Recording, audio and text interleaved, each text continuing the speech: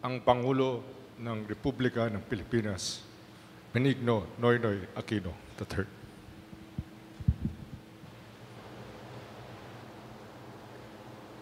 Ganda nga po, maupo tayo lahat. Sa mga pamilya, kaibigan, kamag-anak na ating mga galang-galang na soft troopers, former President Fidel Ramos, Senate President Frank Drilon, members of the Senate President, Executive Secretary Paquito Ochoa Jr., Secretary Mauro Rojas, and the members of the Cabinet present, members of the House of Representatives present, the PNP OIC Chief, Police Deputy Director General Leonardo Espina, the AFP Chief of Staff, General Gregorio Catapang, Major Service Commanders, men and women of the Philippine National Police, fellow workers of government, mga minamahal ko pong kababayan, muli magandang hapon po sa inyo lahat. Isa po sa pinakamahirap kong tungkulin bilang Pangulo ay ang pakikiramay sa mga nawalan na mahal sa buhay. Sa pagharap ko po sa inyo ngayon, aminin ko po, hindi ko mapigil tanungin ang aking sarili. Ano nga ba ang masasabi ko para kahit papaano ay mapagaan ang kalooban niyo? Napakahalaga po ng buhay ni Numan.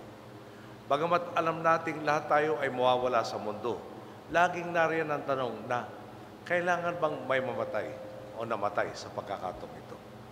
Ito po ay sa kabila ng lagi nating paghahanap ng mga paraan sa abot nating makakaya para maiwasan ang anumang hindi kinakailangan kawalan o pagkasawi. Gusto ko pong sabihin sa inyo na damang-dama ko ang pakiramdam ninyo. Naunawaan ko ang bawat pamilya ng ating kapulisang nasawi sa engkwentrong nitong nakarang linggo. Ako man ay nawalan ng mahal sa buhay ng biglaan. Naalala ko nga po, ang sandaling nag-uusap kami ng aking umama. Nagdesisyon siya noon na dumating na ang panahon para bumalik siya sa ating inang bayan mula sa Amerika. Siya na rin ang nagsabi, palapit na tayo ng palapit sa isang madugong himagsikan. Umuwi nga po siya na mag-isa, kasama lang mga taga-media at klarong-klarong defenseless po siya. Ang sabi niya, baka naman miski papano, ma-curious man lang ito si Ginoong Marcos at mabigyan ako ng pagkakataong makadialogo siya at maabot sa kanya ang tunay na sitwasyon ng bansa. Sa ganung paraan ay maumpisahan na ang payapang panunumbalik ng ating demokrasya. Mag-isa po ako nanonood ng telebisyon sa bahay namin sa Boston. Naghihintay ng balita tungkol sa nangyari sa aking ama. Narinig ko pong sinabi ng announcer sa telebisyon, Opposition Leader Benigno Aquino was seen lying in a pool of blood. Shots were fired. Sa oras pong yun, parang tumigil ang oras sa akin. Huminto at halos wala akong mapansin sa buong kapaligiran. Bumaligtad ang aking mundo. Hindi ko maipaliwanag ang pagkabigla na naramdaman ko po noon. Ni minsan, di namin po naisip na may posibilidad man lang na papatayin siya. Pinakamabigat na siguro ay ibalik siya sa kulungan. Kaya talagang nagulat kami sa nangyari. Sa kanyang pagbalik, hindi na po nagawang makatungtong pa ng aking ama sa lupang sinilangan. Pababa pa lang na aeroplano, walang habas na siyang pinaslang. Nang makumpirma ang nangyari, hindi ko pinahintulutan ang sarili kong maiyak. Pinigil ko ang luha ko at inilipat lahat sa galit. Ang ama po namin ang pinuno ng pamilya. Siya ang aming tagapagtanggol, ang gabay at inspirasyon, at ang bukal ng lakas na nagpapatatag sa aming mag-anak noong mga panahon ng martial law. Pakiramdam ko na wala na ng puwang sa maayos na pag-uusap. Itong hinahanap na kadialogo ng tatay ko at ang kanyang mga kasamahan. Sila ay nagbistulan ng mga asong ulul na hindi na kayang makausap ng matino. Ang sabi ko, ibibigay ko sa aking ama ang tamang paggalang at pagkatapos gagawin ko sa kanila ang ginawa nila sa aming pamilya. Sa pinakamalungkot at pinakamasakit na sandaling ito, ilang tanong ang buwabalot sa isip ko. Ngayong wala na ang aming ama, paano natin maabot ang kanyang inaasam para sa bansa? Ibig sabihin ba nun, tapos na ang laban? Kung namatay na para sa bayan ng aking ama at wala man lang tayong nakamit na pagbabago, di ba't sayang naman ang kanyang sakripisyo at ng libo-libong Pilipino? Sa mga panahong iyon, di ko maiwasang isipin na ang huling yugto noon ay hahantong sa madugong himagsikan. Ngunit nagsimulang magbago ang pananaw ko nang makita ko ang dami ng taong nanindigan at nakiramay sa labas ng aming bahay sa Times sa Quezon City. Tila ba hindi na sila natatakot sa batas militar? Dito ko po nakita ang posibilidad na maitutuloy ang laban kahit wala na ang aming pinuno. Sa inyo pong mga kaanak ng nasawi nating kapulisan, batid kong nagbago rin ang inyong mundo sa pagpanaw ng inyong mga mahal sa buhay. May nailatag na kayong mga plano at mga pangarap na nais marating. At sa di inaasahang pangyayari ay biglang lumabo at dumilim ang inyong kinabukasan. Napakaraming mga tanong na nag-uumpisa sa katagang bakit. Bakit ito nangyari? Bakit kailangan may masawi? Bakit kailangan magdusa ang pamilya? Sa totoo lang po, hindi ko masasagot ang lahat ng mga ito. Di ko naman po naalala dito ko naman po naalala ang ipinayo sa akin nung panahong namatay ang tatay ko. Sabi po nung paring aking kinukumpisalan, bilang Kristiyano, simple lang ang sinasabi ng pananampalataya natin. May Diyos na nilikha tayo sa Kanyang anyo, tanda ng Kanyang pagmamahal. At dahil mahal niya tayo, mayroon siyang magandang plano sa bawat isa sa atin. Kapag dumadaan raw tayo sa mga panahong hindi natin makita ang planong ito, marahil nahihirapan tayo sapagkat ang tinitingnan lang natin ay kapiraso lamang ng Kanyang buong plano. Ngunit kung makikita lang raw natin ang kabuuan ng planong ito, ay liliwanag sa atin ang tunay na kagandahan nito. Nais ko rin pong balikan ang isang sipi mula sa aklat ni Juan, Kapitulo 15, versikulo 13. At ang sabi po, walang pag-ibig na higit pa kaysa pag-ibig na isang taong nag-alay na kanyang buhay para sa kanyang kapwa. Sa inyo pong mga mahal sa buhay na mga namayapa nating kapulisan, alam kong batid din ninyo ang punot dulo ng kanilang pagsali sa hukbo.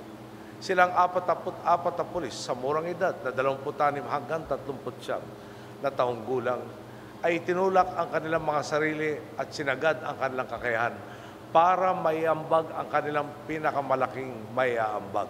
Hindi lang para sa sarili o sa pamilya, kundi para sa ating inang bayan. Inialay nila ang kanilang buhay para sa malawakang kapayapaan at kaayusan. Ano naman po ninyo? Dalawa ang target nila sa nangyaring operation, sina Abdul Basit Usman at Zulkifli Binhir o Abu Marwan.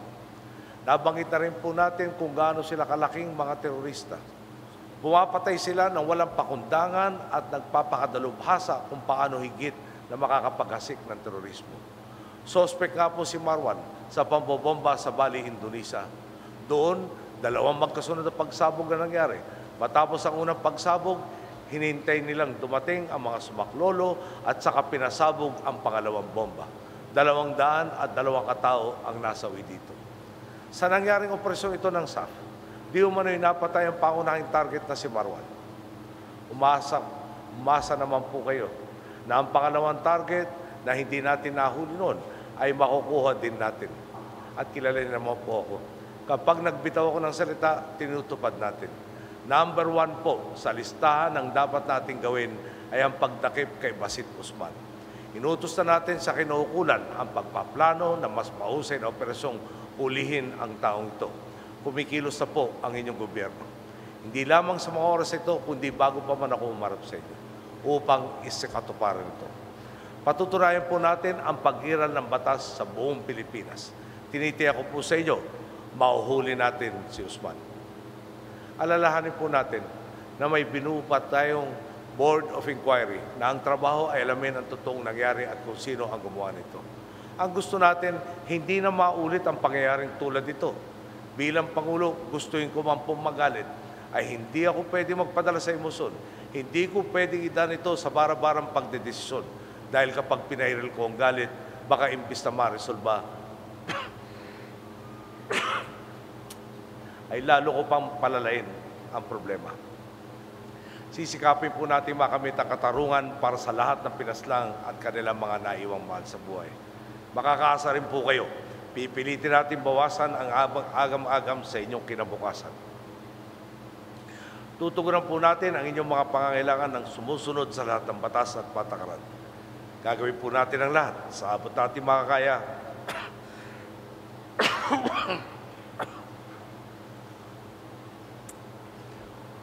Gagawin po natin ang lahat natin makakaya upang tulungan ang bawat pamilya ng ating mga bayaning kapulisan. Kinapanayan na po kayo ng ating mga kasamaan sa gobyerno. At nakausap ko na rin po ilan sa inyo at kakausapin ko kayong lahat. Naglana po ang inyong gobyerno ng karampatang tulong paninsal sa benepisaryo ng bawat kapulisang nasawi o nasukatan. Lahat ng ayudang maaaring manggaling sa pamahalaan ay sasagad natin. Mula sa pagbibigay suporta sa pag-aaral ng mga benepisaryo hanggang sa pagtulong sa paghahanap ng trabaho at mapagkakakitaan. Ilan lang po ito sa mga halimbawa ng ayudang ipagkakaloob ng inyong gobyerno.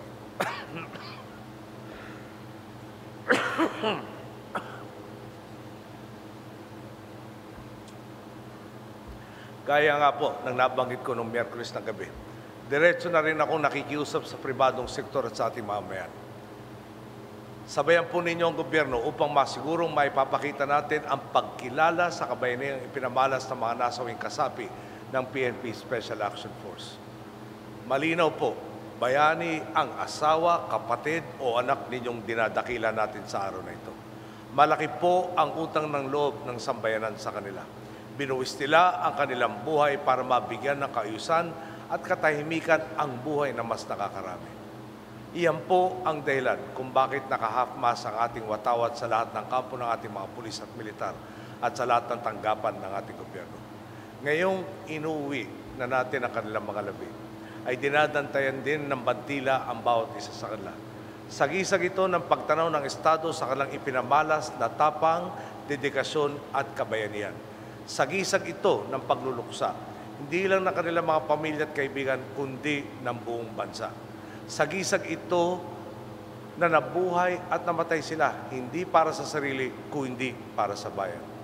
Sa ngalan ng sambayan ng Pilipino, kinikilala po natin ang kabayanihan ng ating mga nasawing kapulisan. Nagpapasalamat tayo sa kadakilaan ng kanilang sakripisyo. Nakikiramay po tayo sa bawat pamilya ng mga kapulisan nating nawalan ng mahal sa buhay. Sa simula nga po, nabanggit ko, kung walang nangyaring pagbabago sa pagkamatay ng aking ama, di po ba't nasayang lang ang kanyang naging sakripisyo?